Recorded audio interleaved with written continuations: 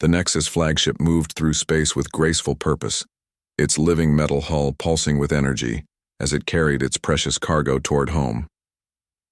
The human vessel, Horizon, followed in its protective wake, secured by technology beyond human understanding.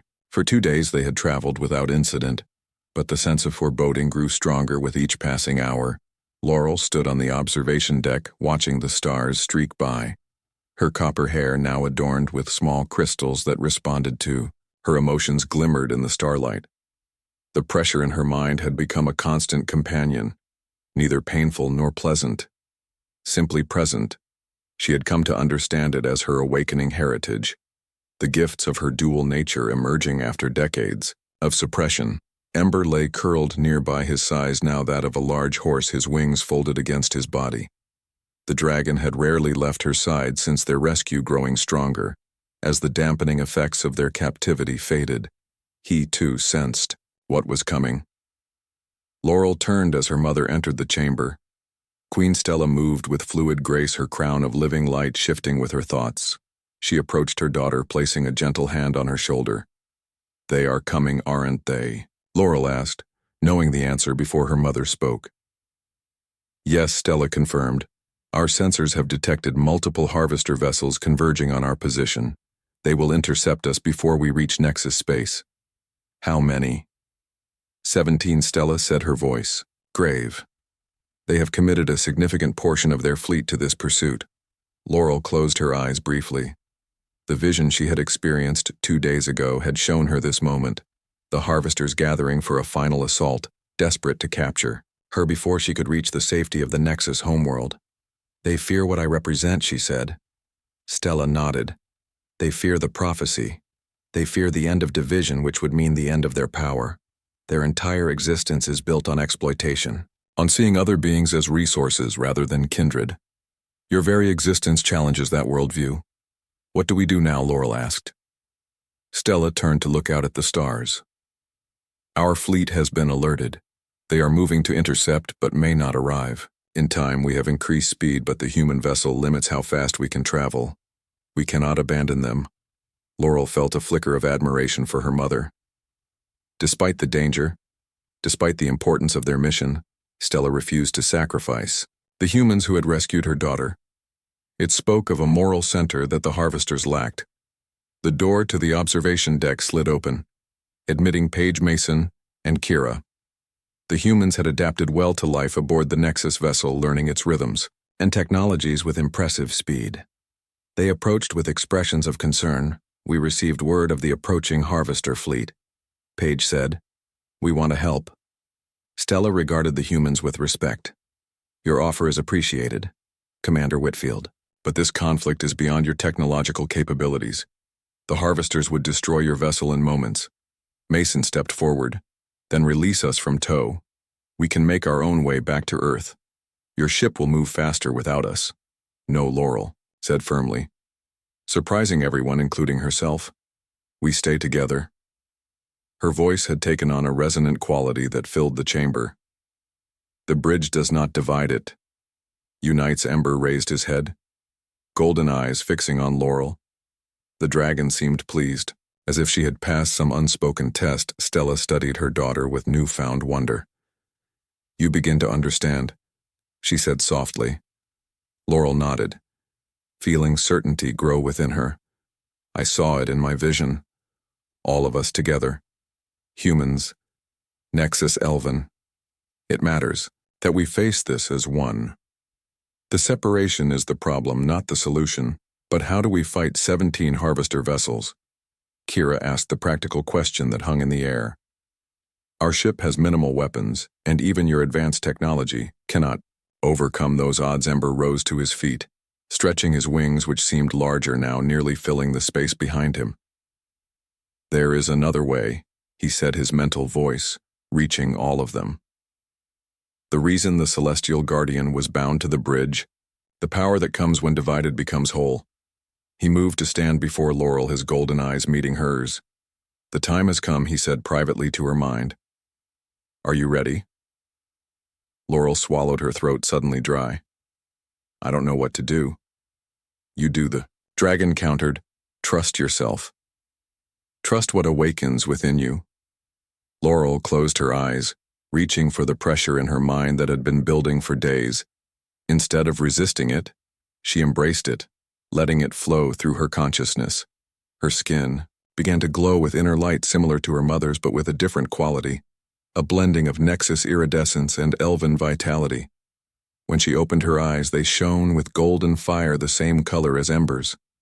"I need to speak to everyone," she said, her voice layered with harmonics. "Both ships, all crew members. This concerns us all." Stella nodded to one of her guards who activated the ship's communication system. A holographic display appeared, showing the command center of the horizon where the human crew watched with a mixture of awe and apprehension.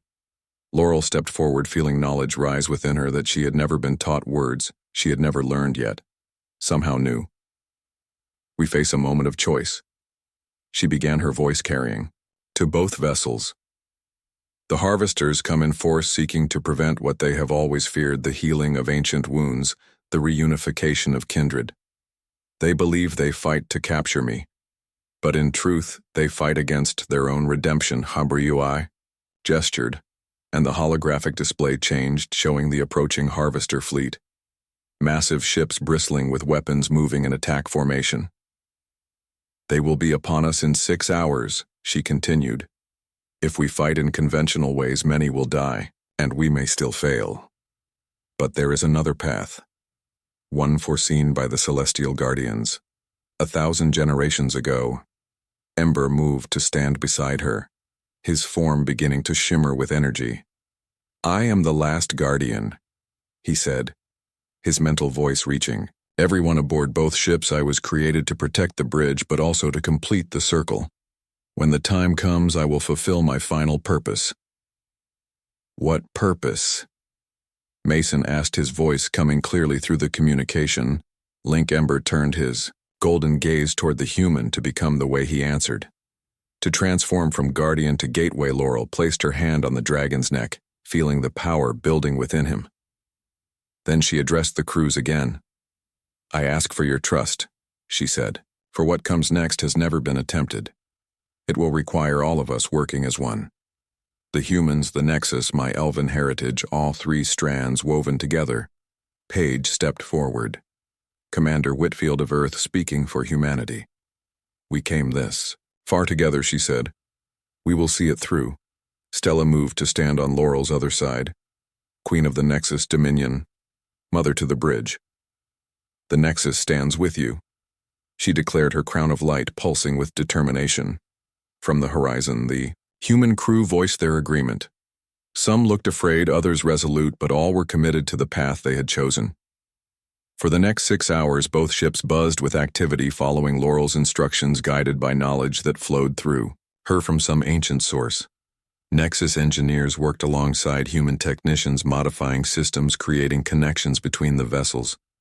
The Nexus flagship extended filaments of living metal to the horizon, binding them together not as toe and follower but as a single unified entity. Laurel spent much of this time with Ember, in deep communion, their minds linked completely as the dragon shared the accumulated wisdom of the Celestial Guardians, knowledge preserved across eons for this moment. The pressure in her mind transformed, becoming clarity, a perfect understanding of her role and purpose. As the final hour approached, everyone took their positions. Laurel stood in the central chamber of the Nexus flagship, Stella on her right, Paige on her left, representing the 3 peoples whose futures hung in the balance. Ember stood before them, his form now shimmering with barely contained energy, his size growing until he nearly filled the massive space. "The Harvester fleet has entered. Weapons range," a Nexus officer reported. "They are hailing us. Open the channel." Stella commanded. A holographic image appeared in the center of the chamber, a being wearing the dark uniform of Harvester Command, its features obscured by a mask that enhanced its senses and protected its identity. "Surrender the hybrid and the guardian," it demanded, its voice distorted by translation systems. "You cannot escape our fleet. Resistance means destruction." Laurel stepped forward, facing the Harvester commander. "I'm Laurel Summers, daughter of Queen Stella of the Nexus Dominion and Ash Scholar of the Verdant Enclave," she declared. "I am the bridge foretold by prophecy, I offer you not surrender but reconciliation." The Harvester commander laughed a sound like, "Breaking glass prophecies are for fools," it said. "We deal in power, not myths. Surrender or be destroyed. You have 1 minute to comply." The transmission cut off abruptly. "It's time," Laurel said. Turning to Ember, the dragon nodded, his entire body now glowing with golden light. "For this moment I was created," he said, his mental voice filled with solemn purpose. "For this purpose I have waited." Laurel turned to her mother and to Paige. "What happens next will change everything," she told them. "No matter what you see, no matter what you feel, do not interfere. The process must complete itself." Stella embraced her daughter, tears like liquid diamonds falling from her ancient eyes. "I have only just found you," she whispered, "and you will not lose me again," Laurel promised. Then she stepped back and turned to Ember. The dragon reared up, his wings fully extended, filling the chamber with golden light. His scales began to. The Nexus vessel was unlike anything the humans had ever encountered. The corridors seemed alive with light that responded to their presence, brightening as they walked and shifting in subtle patterns. The walls were made of a material that was neither metal nor crystal, but something in between, smooth to the touch and faintly warm. Laurel walked beside her mother, Queen Stella, while Paige, Mason, and Kira followed a respectful distance behind them. Ember moved alongside Laurel, his size now that of a small horse, his wings partially extended in the spacious hallways of the Nexus ship. "It feels like a dream," Laurel said softly, "to be here with you." After so long, Stella reached out to touch her daughter's face, her fingers tracing the contours, as if memorizing them. "Not a dream, my starlight, but the end of a nightmare. I have searched for you across galaxies, never losing hope." They entered a vast chamber with a domed ceiling that seemed to show the actual stars outside rather than a projection. The floor was inlaid with patterns that mirrored the constellations above. A large circular table occupied the center of the room, made of the same living material as the rest of the ship. "Please be seated." Stella gestured to the humans, who hesitated briefly before taking their places. The table adjusted to their height, automatically creating perfect ergonomic support. When they were all seated, Stella remained standing, her crown of living light shifting and flowing with her emotions. "I owe you all an explanation," she began. "One that begins long before my daughter's birth, long before your species reached for the stars." The air above the table shimmered as a holographic display activated, showing a galaxy spinning slowly, its light reflecting in the eyes of everyone present. "The Nexus Dominion has existed for over 100,000 of your years," Stella explained.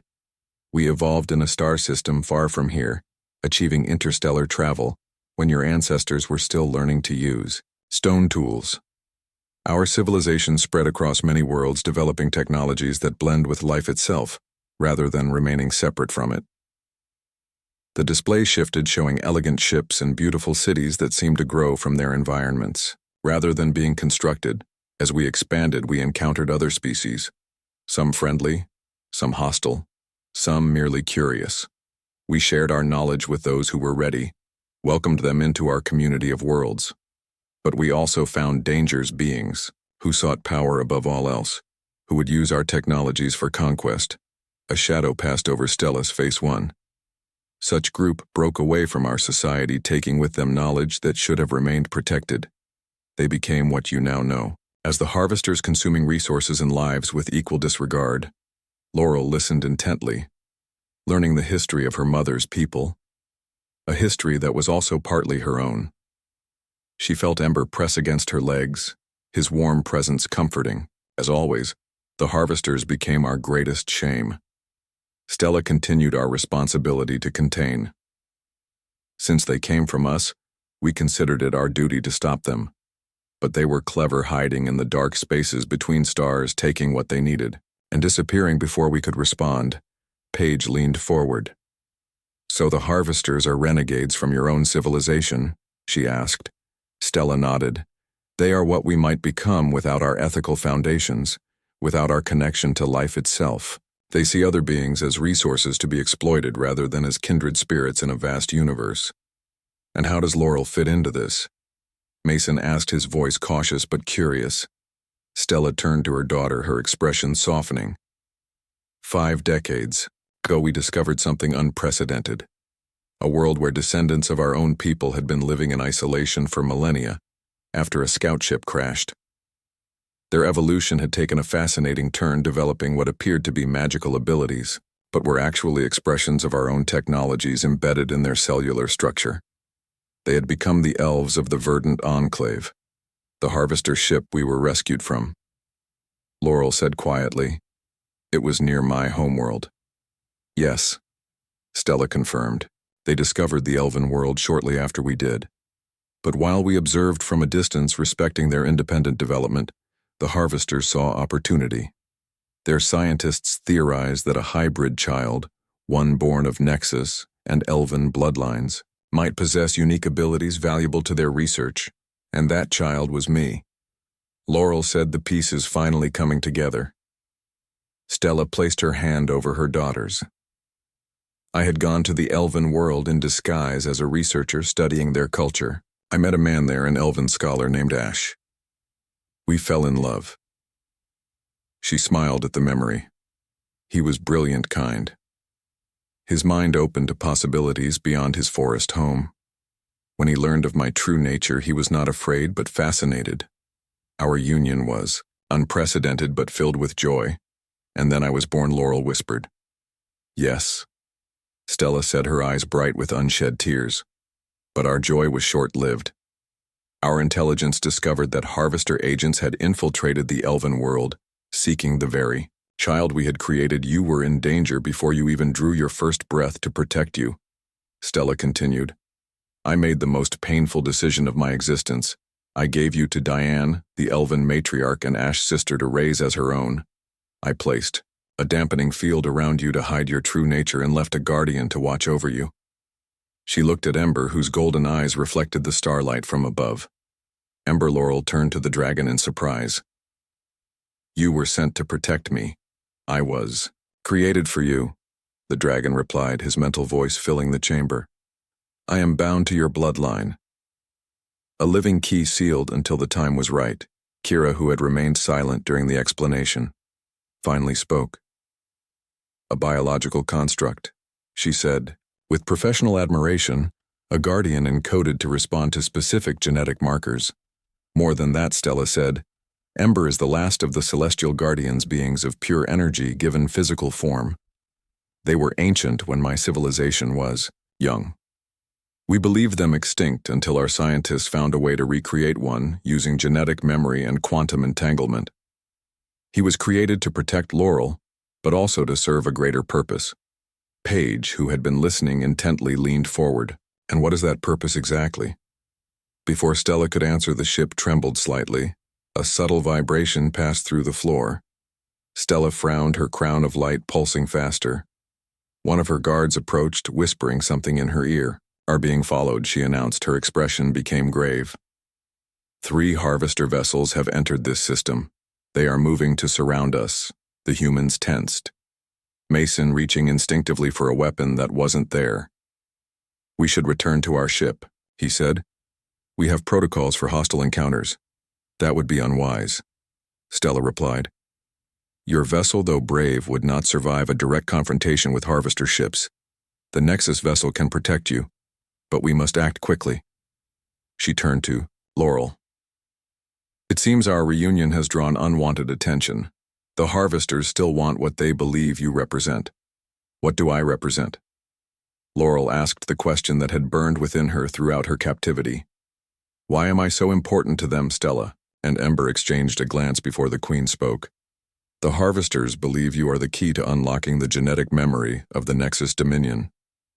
Our people carry within our DNA the accumulated knowledge of generations. Access to that would give them technologies and powers they could never develop on their own. And am I?" Laurel pressed. "Can I actually do that?" "You are something far more important," Ember said, rising to his full height, his wings extending in the large chamber. "You are the bridge, the one foretold by the ancient prophecies, a child of 2 worlds who can unite what was divided." "Prophecies," Paige repeated skeptically. "You mentioned peace earlier. Is that what this is about? Stella nodded 1,000 generations ago when the celestial guardians still walked among the stars. They foresaw a time of great darkness followed by reunion. They spoke of a child born of separated kindred who would return with the last guardian to heal ancient wounds. The prophecy was largely forgotten, treated as myth until Laurel was born, until we found the elven world and realized they were our lost children. The ship trembled again, more strongly this time. One of Stella's guards approached. "The harvesters are charging weapons," he reported. "They demand we surrender the hybrid and the guardian. We need to move." Stella decided, "We cannot risk confrontation here, not with the human ship so vulnerable." She turned to Page Commander Whitfield. "We must take your vessel in tow and move to a secure location. Will you permit this?" Page hesitated only briefly, then nodded. "We accept your protection." Stella smiled her gratitude, then turned to the guard. "Prepare for emergency translation. Inform the humans' crew and secure their vessel for transit A's." The guard left to carry out her orders. Stella addressed the group again. "The harvesters will not give up easily. They have sought Laurel for too long, invested too much in finding her. We must reach the Nexus homeworld where our defenses are strongest. How long will that take?" Mason asked in. "Your term's approximately 3 days," Stella replied. "Our translation drive can cover vast distances by folding space, but even it has limitations, especially when towing another vessel." Laurel felt a strange sensation, building within her, a pressure in her mind that had been growing since she boarded the Nexus ship. She looked at Ember, who met her gaze with understanding. "It is beginning," he said privately to her. "The awakening of your true nature." The ship lurched. More violently this time, alarms sounded throughout the chamber. The holographic display above the table changed, showing 3 massive harvester vessels closing in their weapon systems fully. The human vessel Horizon drifted through space on emergency power, its systems struggling to maintain life support after the damage sustained during their escape from the harvester ship. The crew moved with purpose through the dimly lit corridors, conserving energy and making repairs where possible, but Laurel could sense their concern.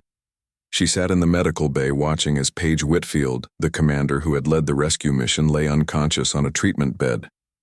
Automated medical devices worked to heal her injuries. Ember rested at Laurel's feet, his size now that of a large dog, his scales still glowing faintly with residual energy. The dragon had not spoken since their escape, conserving his strength. The door slid open, and Kira, the xenobiologist, entered. She approached cautiously, her eyes moving between Laurel and Ember, with scientific curiosity mixed with apprehension. She carried a handheld device that hummed softly. "I take some readings," she asked, stopping at a respectful distance. "Our sensors detected unusual energy patterns between you and your companion. I would like to understand more about your physiological connection." Laurel studied the human woman, trying to determine her intentions. After 27 cycles of being studied and experimented on by her captors, she was wary of anyone wanting to examine her. But she sensed no malice from Kira. "Only genuine scientific interest. You may approach," Laurel said finally. "We will not harm you." Kira moved closer. Activating her scanning device. "I have never encountered a species quite like yours or your companion," she admitted as she worked. "The initial scans suggest your cellular structure has similarities to known humanoid species, but with significant differences, particularly in how your nervous system processes energy." Laurel remained silent, letting the woman work. She had learned much about her own biology during her captivity. The harvesters had been thorough in their examination, revealing secrets about her dual nature that explained the differences that had set her apart among the elves on the bed. Paige stirred slightly, her eyelids fluttering. Kira moved to check her commander's vital signs. "She will recover," she told Laurel. "The commander is strong. Where are you taking us?" Laurel asked the question that had been foremost in her mind since their escape. "Earth is our home system," Kira explained. "We were on an exploration mission when we detected the anomalous energy signature from the harvester ship. When we realized they were holding captives, our standing orders required intervention. And what will happen to us on Earth?" Laurel pressed her hand, moving unconsciously to Ember's. Head Kira hesitated. That will depend on many factors. Our first contact. Protocols are complex. Some will want to study you, others will advocate for your autonomy. Our leaders will need to determine the best course of action. Study us. Laurel repeated the words, bitter in her mouth. I have been studied for 27 cycles. I will not be a specimen again. The dragon stirred at her feet, his golden eyes opening fully for the first time since their escape. We will not stay, he said, his voice filling the room though his mouth did not move. Kira stepped back in shock, staring at Ember. Her scanner dropped from suddenly nerveless fingers. He speaks, she whispered. Ember rose to his feet, stretching his wings, which seemed larger in the confines of the medical bay. He can do much more than speak, Laurel said, placing a calming hand on the dragon's neck. Ember is the last of the celestial guardians. His kind were ancient when your species was young. The door to the medical bay slid open again, admitting a man Laurel had not met before. His uniform indicated a high rank within. The crew and his expression was guarded. I am First Officer Mason, he introduced himself. Our long-range communications are back online and I have informed Earth Command of our situation and passengers. They have ordered us to proceed to the nearest outpost for debriefing. His eyes moved to Ember, clearly disturbed by the dragon's presence. I understand your companion was considerably larger during the rescue. Ember can alter his size and form as needed, Laurel explained. He is still recovering his strength after our long captivity. The dampening fields in our cell were designed to suppress his abilities. Mason nodded, though his posture remained tense. I must inform you that we have detected another vessel shadowing our course. It appears to have been following us since we left the harvester ship. Its configuration does not match any known species in our database. Laurel felt a flutter of excitement in her chest. She had sensed the presence of the other ship through her renewed connection with her true mother. It had maintained a careful distance, not revealing itself fully to the humans. Do not fear them, she said. They are not your enemy. Mason frowned. How can you be certain? They came for me, Laurel stated, simply rising to her feet. Must speak with them. The humans exchanged concerned glances. Our communications array is damaged, Mason said. We cannot establish contact with an unknown vessel, and our defensive systems are at minimal capacity. If they are hostile, they are not hostile. Laurel interrupted, unless you try to prevent me from leaving. Mason straightened his hand, moving subtly toward the weapon at his hip. I am afraid I cannot allow that. Commander Whitfield made the decision to rescue you at great risk to this vessel and crew. We have standing orders regarding first contact situations from the medical bed. Paige spoke, her voice weak but commanding. Stand down, Mason. She pushed herself up to a sitting position, wincing with the effort. Her eyes found Laurel's. Let her speak. Laurel looked at the injured commander with newfound respect. Thank you, she said, then turned back to Mason. The ship following us contains someone who has been searching for me for a very long time. Someone of great importance. Who, Paige? Asked my mother, Laurel answered. My true mother. A strange silence fell over the medical bay as the humans processed this information. Kira was the first to speak. What do you mean, your true mother? I was taken from my home as an infant, Laurel explained, placed with the elves of the Verdant Enclave to be raised in safety. My adoptive mother, Diane, raised me as her own, never knowing my true origins. For 20 years, I lived among them, unaware of my heritage, until my naming day, when the beacon activated, and I was taken by the harvesters. And your true mother has been searching for you all this time? Paige asked. Yes, Laurel confirmed. For 47 years, she has never stopped looking. Mason shook his head. This is a lot to accept on faith alone. We need more information before we can consider allowing contact with an unknown vessel, particularly one that appears to have weapons capabilities that exceed our own. Ember growled softly, the sound rumbling through the medical bay. You do not have the power to prevent it, he said. His form began to shimmer, growing slightly larger, scales brightening. Everyone calm down. Paige ordered, struggling to her feet despite Kira's protests. "We need to approach this rationally." She turned to Laurel. "I took a risk, rescuing you because it was the right thing to do. Now I need you to help me understand what we're dealing with. Who exactly is your mother?"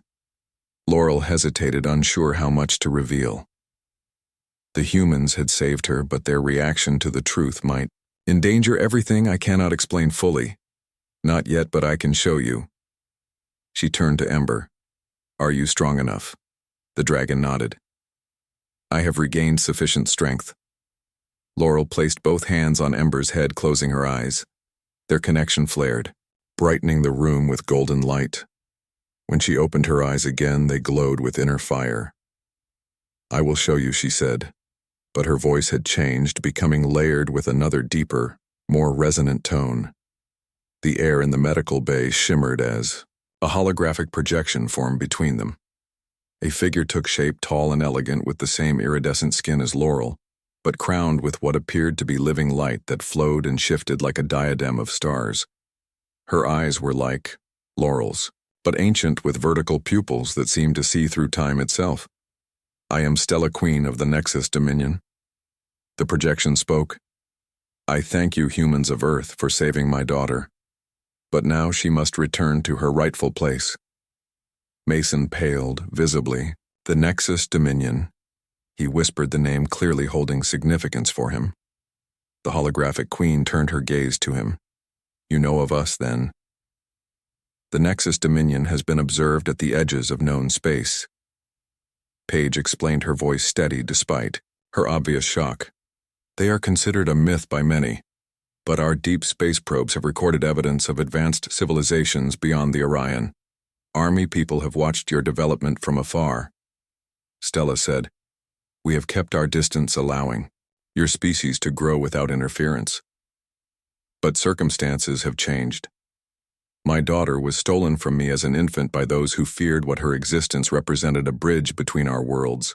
The projection shifted, showing images of a vast civilization, cities that seemed to be made of living crystal and light, massive structures that orbited distant suns, ships that traveled between stars without conventional propulsion. "Why was your daughter placed with the elves?" Kira asked, her scientific curiosity overcoming her awe, to hide her from those who would use her. Stella explained, "The elves of the Verdant Enclave are descendants of my people who crashed on that world millennia ago. Their evolution took a different path, developing what you might call magic, but is actually highly advanced biotechnology embedded in their cellular structure. They were distant cousins who would raise her as their own, while masking her true nature, and the harvesters found her anyway." Mason said, "They detected her unique energy signature when it flared during her naming ceremony." Stella confirmed, "They have been seeking one of her kind for generations." 27 galactic cycles passed like a slow dream for Laurel. Time had little meaning in the harvester ship where she was kept. The walls of her cell were made of a strange metal that seemed alive, somehow pulsing with energy that dampened her connection to Ember. Even though the dragon was kept in the same small space, their bond felt stretched thin, like a thread about to snap. Laurel had grown from a confused young elf into a woman with hard eyes and a silent determination. Her iridescent skin had lost some of its luster in the artificial light, her copper hair now long past her waist. Her captors never spoke to her directly, communicating through automated systems that delivered food and occasionally took samples of her blood or tissue. She had learned much during her captivity. The beings who had taken her were not interested in her as a person, but as a specimen. Their studies focused on her unique genetic makeup. The tests were painful, but had revealed truths about herself that explained why she had always felt different among the elves of the Verdant Enclave. She was only half elven. Her other half was something else entirely, something her captors valued highly. Ember had grown too, despite the energy dampeners that kept him from reaching his full size and power. The once tiny dragon was now the size of a large dog. His sunset scales dulled, but his golden eyes still bright with intelligence. Their mental connection allowed them to communicate without words, sharing memories and plans. Today something was different. Laurel could feel it in the subtle change of the ship's vibration beneath her feet. The harvester had been in constant motion for as long as she could remember, traveling through space collecting rare elements from various worlds using smaller craft. And what she had realized were other captives as labor. Through a small viewport in her cell, Laurel could see they had entered orbit around a massive gas giant. The swirling storms on its surface, creating patterns of purple and deep blue. The harvester was positioning itself on the dark side of the planet, using the storms as camouflage, a tactic she had observed before. The usual schedule of tests and sample collections had been disrupted. For 3 cycles no one had come to her cell. The automated food delivery had continued, but otherwise she and Ember had been left alone. This had never happened before. Something is changing, Laurel thought to Ember, who lifted his head from where he rested on the metal floor. They are distracted by something. The dragon blinked slowly, conserving his energy as they had both learned to do. I feel it too, he replied in her mind. A new presence approaches. Not like our captors. Something different. Laurel moved to the viewport, straining to see beyond the gas giant into the darkness of space. The stars looked the same as always, distant and cold, yet she had never stopped yearning for them. In her dreams, she still saw constellations that felt familiar, though she had never seen them from her forest home. A soft alarm began to sound throughout the ship, a sound she had never heard before. Ember rose to his feet, his muscles tensing. The bond between them suddenly felt stronger, as if whatever had been dampening it was now focused elsewhere. They are here, the dragon said, his mental voice stronger than it had been in cycles. They have found us. Who has found us?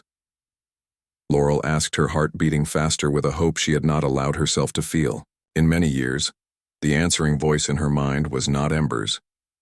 It was older, deeper, and filled with an emotion that made her gasp, "Mother."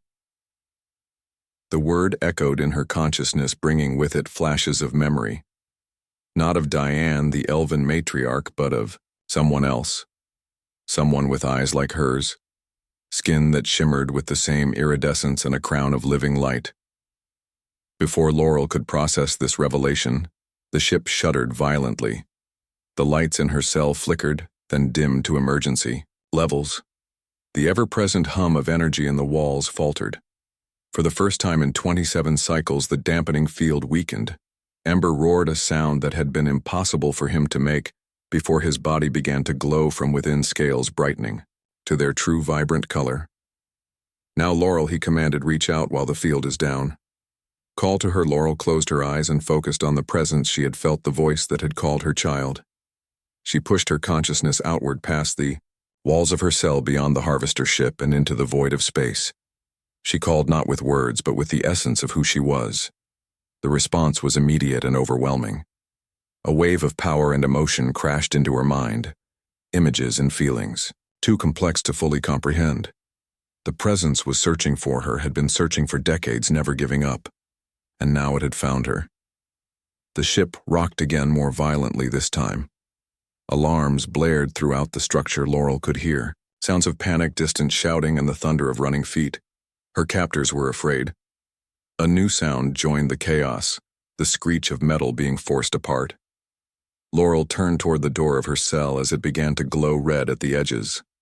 Then, with a sound like tearing fabric, the door was ripped away, revealing a corridor filled with smoke.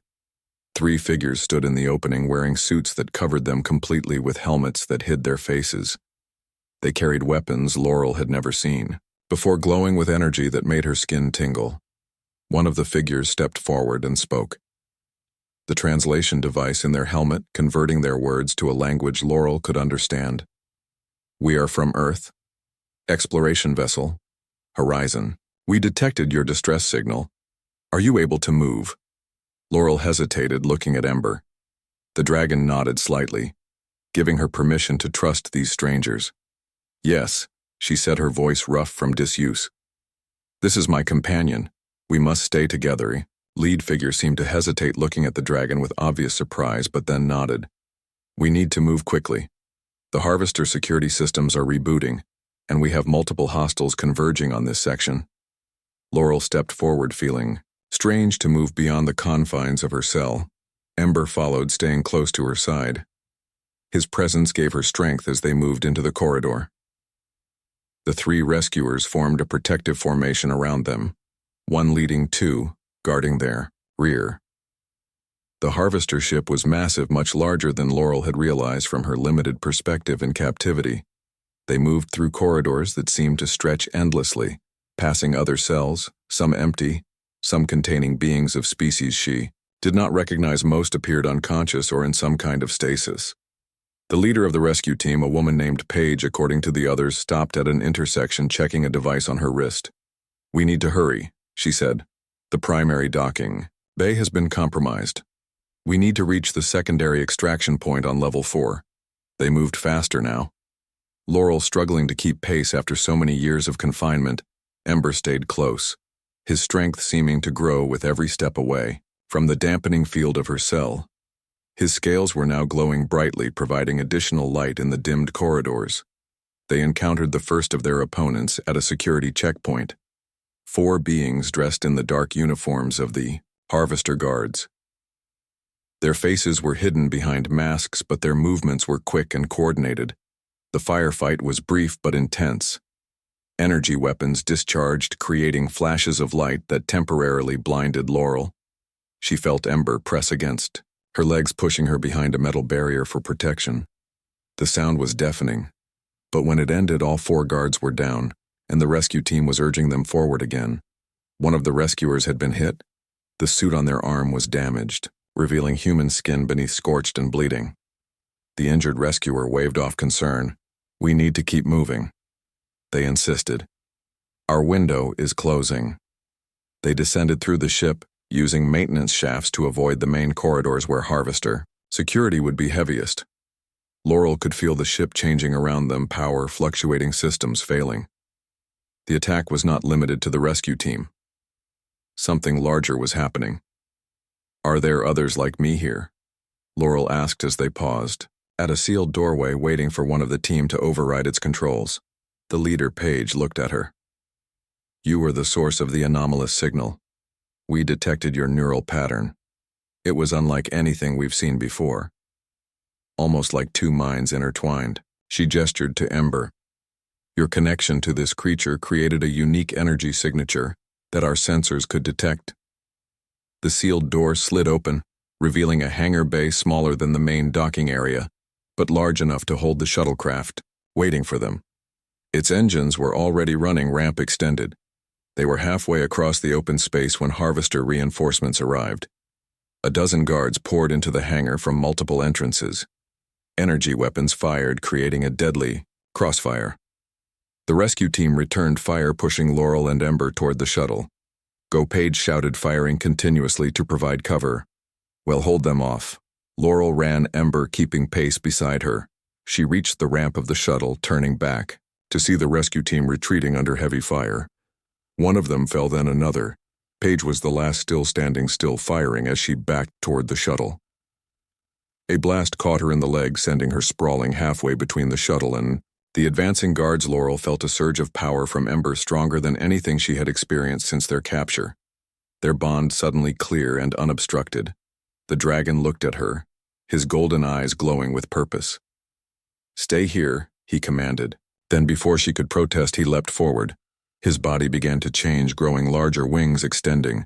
His scales erupted with heat, visible waves distorting the air around him. Laurel Summers walked along the edge of the crystal stream, her bare feet barely making a sound on the soft moss. She paused to look at her reflection in the clear water and frowned. The differences between her and the other elves of the verdant enclave were becoming more obvious with each passing season. Her pointed ears were longer and more elegant than those of her peers. Her skin had a strange shimmer to it that caught the light in ways that made others stare, and her eyes sometimes glowed in the darkness like twin moons. 20 seasons had passed since her birth, yet Laurel still felt like an outsider in her own home.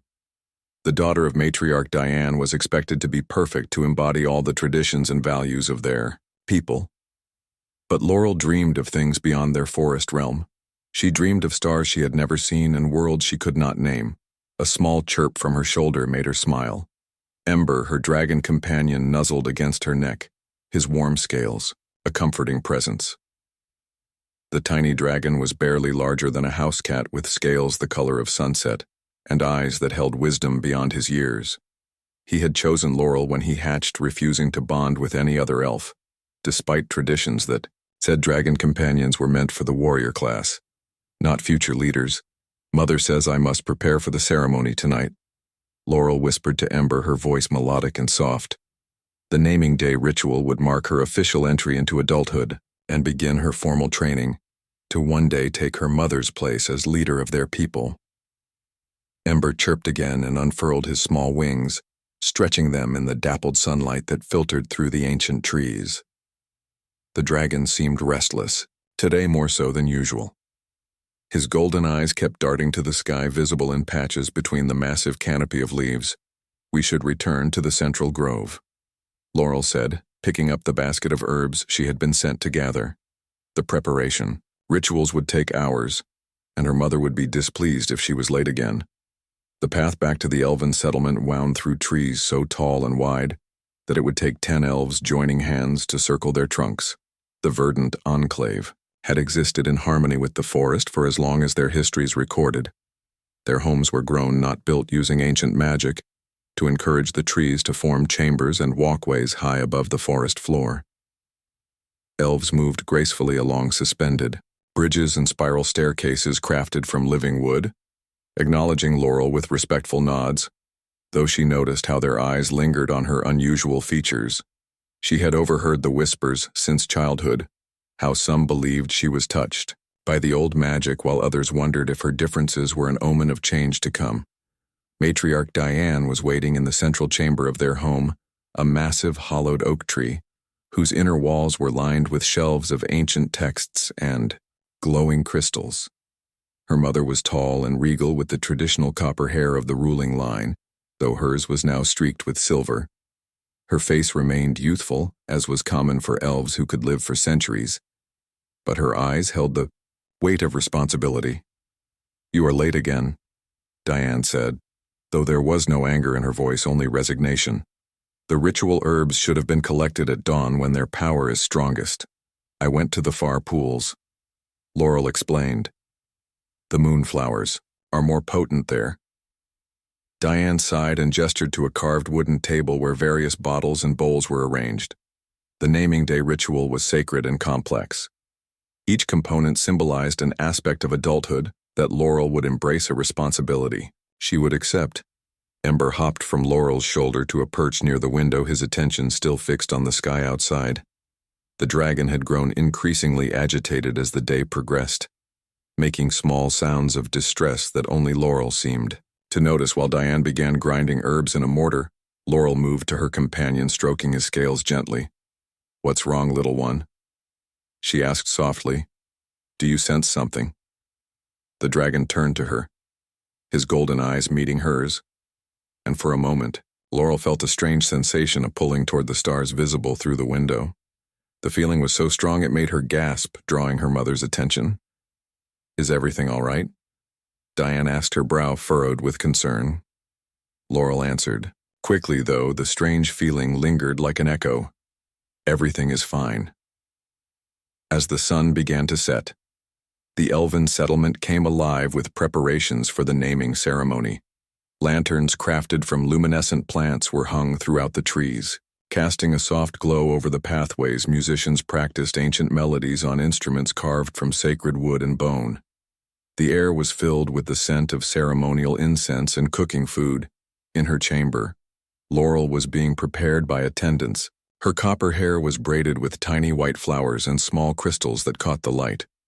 Her ceremonial robe was made of fabric, woven from rare silkworms that lived deep in the forest, dyed with pigments in shades of green and blue to represent her lineage.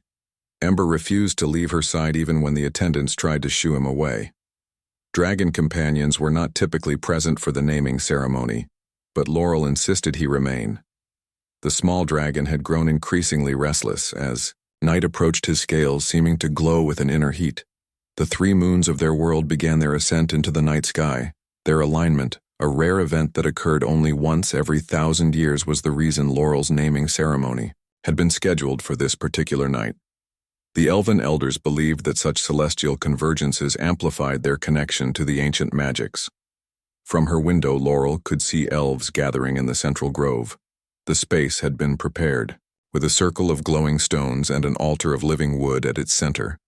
Soon she would walk the path down to meet them, to take her place as the acknowledged heir to the matriarch.